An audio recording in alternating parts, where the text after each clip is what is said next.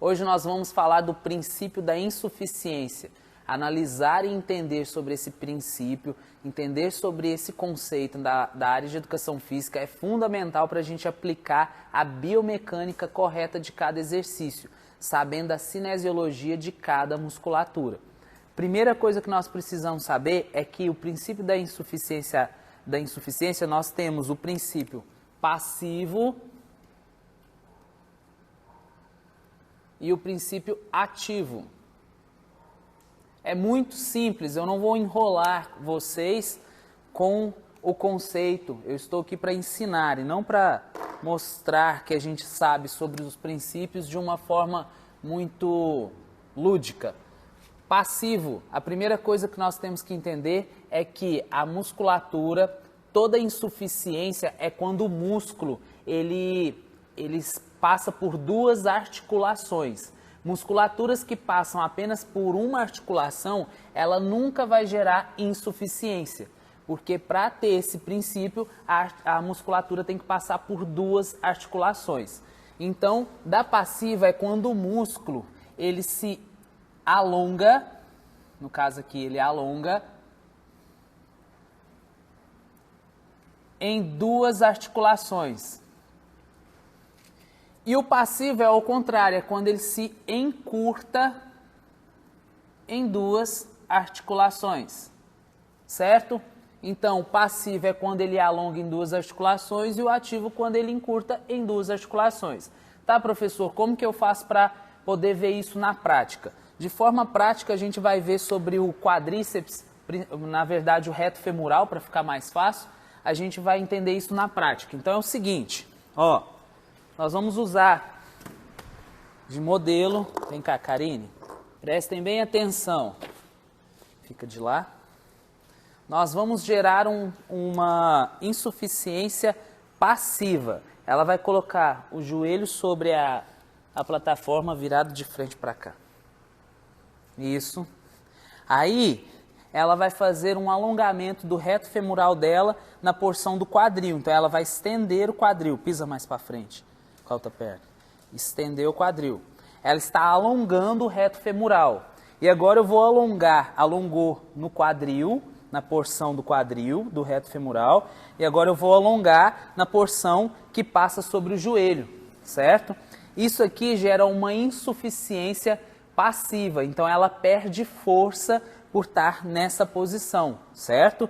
Então, se eu pedir ela para fazer força de extensão de joelho, ela não vai ter força o suficiente, ela até consegue fazer um movimento, mas ela vai perceber que ela vai ter muita dificuldade. Tenta estender o joelho para trás, para baixo, isso. Vai, tá vendo que tem muita dificuldade, certo? Se ele não tiver alongado, se estiver numa porção que não está tão alongado, vai, faz força, para baixo. Ó, ela tem mais força para fazer, porque eu não alonguei nas duas articulações, certo? Então, quando eu alongo, faz a extensão do quadril, pisa mais para frente.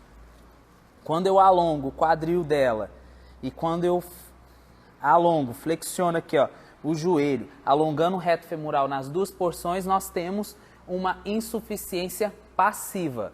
E nós temos a insuficiência ativa, senta como se fosse uma cadeira virada para lá. O que nós vamos fazer, ó? Eu vou flexionar um pouco mais o tronco dela, o quadril, perdão. E agora eu flexionei, aquela primeira vez nós estendemos o quadril dela.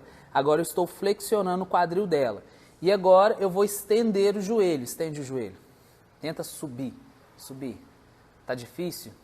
Então fica muito difícil eu fazer a extensão do joelho porque eu gerei uma insuficiência ativa, onde a minha musculatura ela se encurtou em duas articulações.